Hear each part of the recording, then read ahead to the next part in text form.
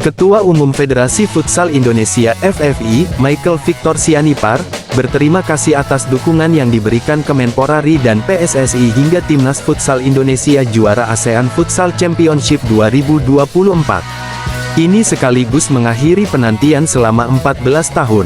Terima kasih atas dukungan dan bantuan dari Menpora dan PSSI, yang sudah membantu sejak persiapan tim, sehingga Timnas Futsal Indonesia bisa menjadi juara ASEAN atau Piala AFF 2024, ujar Michael Victor Sianipar ketika dihubungi Minggu tanggal 10 November tahun 2024. Michael secara khusus mengucapkan terima kasih kepada Ketua Umum PSSI Erick Thohir yang selalu memberikan dukungan terhadap futsal. Dukungan itu membantu tim tampil habis-habisan. Terima kasih kepada Ketua Umum PSSI Erick Thohir yang sudah mendukung kami di posisi ini, sehingga bisa all out dan memastikan Timnas Futsal juara setelah 14 tahun penantian, kata Michael. Timnas Futsal Indonesia terakhir kali juara pada 2010. Saat itu, Merah Putih menggasak Timnas Futsal Malaysia 5-0 di final, dari 18 edisi Piala AFF Futsal sejak 2001, ini merupakan gelar kedua yang berhasil diraih Indonesia. Sementara 16 gelar lainnya diborong Thailand. Rekor Garuda di final pun sedikit membaik. Dari 6 kali lolos ke final, 2 gelar juara berhasil didapatkan. Kemenangan di laga puncak ini menegaskan status Indonesia sebagai juara dengan rekor sempurna 100%. Sejak penyisihan, Evan Soumilena dan kawan-kawan yang tergabung di grup B bersama dengan menyapu bersih kemenangan Indonesia melumat Timnas Futsal Kamboja 9-0, menghajar Timnas Australia 3-1, dan mengatasi perlawanan Timnas Futsal Myanmar 5-1. Penampilan lebih hebat ditunjukkan di 4 besar. Di semifinal, tim asuhan Hector Souto mengatasi kandidat terkuat juara Thailand dengan skor telak 5-1. Performa impresif mencetak 22 gol dan hanya kebobolan 3 kali menuju partai puncak ini dipungkasi dengan gelar juara. Bagi bek Timnas Indonesia, Jay Izes, laga Venezia vs Parma ibarat gladi resik melawan kiper Jepang sebelum terjun di kualifikasi Piala Dunia 2026. Jay Izes siap melanjutkan kiprahnya bersama Venezia pada pekan ke-12 Liga Italia. Tim asal kota pelabuhan menjamu Parma di Stadion Pierluigi Penzo, Sabtu tanggal 9 November tahun 2024 petang waktu setempat. Duel kedua tim promosi dari Seri B ini mengambil waktu kick-off pukul 21 waktu Indonesia Barat. Sebagai salah satu pemain paling konsisten di tim, Izes dijagokan kembali menjadi starter. Pekan lalu kolektor 7 caps Timnas Indonesia ini tampil solid ketika Venezia kalah tipis di markas juara bertahan, Inter Milan. Tim singa bersayap takluk 0-1 dan berpeluang menyamakan skor di ujung pertandingan andai gol Marin Severko tidak dianulir karena handball. Bang Jay, panggilan warganet Indonesia untuk defender kelahiran Belanda itu, menjadi pemain outfield dengan nilai terbaik versi berbagai media maupun portal statistik. La Gazzetta dello Sport memperkirakan Izes dipasang bersama Severko dan Michael Svoboda guna membentengi kiper Filip Stankovic, yang tampil gemilang di kandang Inter. Anak asuh Eusebio Di Francesco akan berusaha menjebol gawang Parma yang dikawal kiper Timnas Jepang, Zion Suzuki. Bagi Izes, duel langsung melawan Suzuki bakal menarik karena seperti momen memanaskan mesin menjelang bentrokan mereka berikutnya di level tim nasional. Indonesia akan menjamu Jepang pada lanjutan ronde ketiga kualifikasi Piala Dunia 2026 zona Asia. Lakon Matchday 5 di grup C tersebut berlangsung di Gelora Bung Karno, Jakarta, Jumat tanggal 15 November tahun 2024. Seperti halnya Jay Izes, Zion Suzuki merupakan pilihan utama di klub maupun tim nasional. Meskipun baru membukukan 1 clean sheet di Liga Italia, penampilan Suzuki termasuk bagus pada musim pertamanya di Serie A. Dia tercantum dalam urutan 9 besar kiper dengan jumlah saves terbanyak 30, dan persentase penyelamatan terbaik 70,7%. Medio Oktober lalu, Suzuki baru merasakan pertama kali gawangnya jebol di kualifikasi Piala Dunia 2026.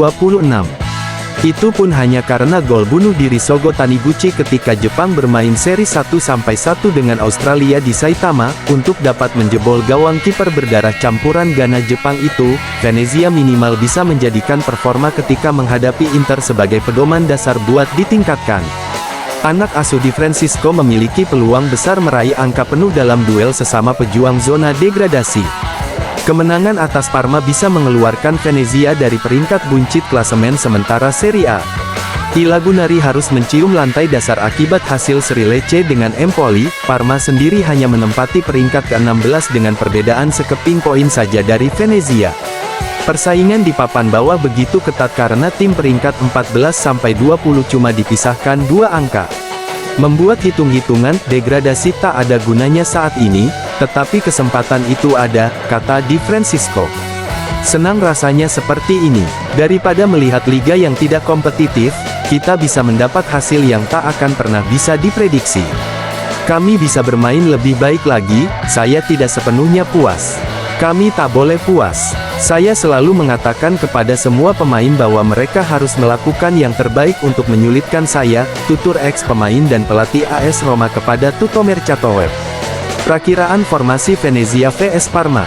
Venezia 3-5-2-35 Stankovic, 4 Izes, 30 Svoboda, 33 Severko, 7 Zampano, 32 Duncan, 14 Nicolucci Caviglia, 6 Busio, 77 Ellertson, 20 Pohjanpalo, 11 Oristanio. Parma 4-2-3-1-31 Suzuki, 26 Kolibali, 15 Del Prato, 4 Balok, 14 Valeri, 16 Keita, 18 Esteves, 98 Men, 19 Sohem, 28 Mihaila, 13 Boni. BOLASPORT.com, Anatoli Malihin mengalami kekalahan pertama sepanjang kariernya sementara Rotang cuma setengah menang di One 169. Menggelar 3 laga perebutan titel One Championship, One 169 berlangsung pada Sabtu tanggal 9 November tahun 2024 di Lumpine Stadium, Bangkok, Thailand. Di laga utama, juara kelas berat MMA, Anatoli Malihin, tampil meladeni tantangan Oumar Kane alias Rekrek. Malihin sejauh ini belum terkalahkan dengan rekor 14-0. Jagoan Rusia ini bahkan berstatus juara 3 divisi One Championship dengan juga memegang sabuk kelas menengah dan kelas berat ringan. Sementara itu, Rekrek maju ke laga perebutan gelar setelah mengoleksi rekor 5-1 di One Championship. Pertarungan dimulai, Rekrek langsung menyergap dan hampir mengeluarkan Malihin dari ring dengan sebuah takedown. Memeluk Malihin dari belakang, Kane mengangkat dan membanting lawannya. Namun, Malihin sempat berpegangan tali ring sehingga mendapatkan peringatan dari wasit Herbin. Malihin mengulangi pelanggarannya sehingga mendapatkan kartu kuning. Di ronde 2, Rekrek kembali dengan cepat memeluk lawan sehingga Anatoli Malihin tidak punya kesempatan melepaskan pukulan bomnya. Rekrek kelihatannya menghabiskan banyak tenaga untuk bergulat di 2 ronde pertama. Pada awal ronde 3, Malihin ganti menyudutkan lawan di pojok ring dengan kombinasi pukulan. Oumar Kane menjadi lawan pertama Anatoli Malihin yang mampu bertahan melewati pertarungan 3 ronde. Malihin sukses mendaratkan sejumlah pukulan dan mengelak dari serangan Rekrek. Tempo pertarungan menurun dengan stamina kedua jagoan kelihatan sudah terkuras. Untuk pertama kalinya sepanjang karir, Malihin harus menyerahkan hasil pertarungannya kepada penilaian juri. Setelah berlaga 5 ronde, Rekrek dinyatakan menang dengan keputusan terbelah. Selain kehilangan sabuk juara, Malihin menderita kekalahan pertama sepanjang kariernya.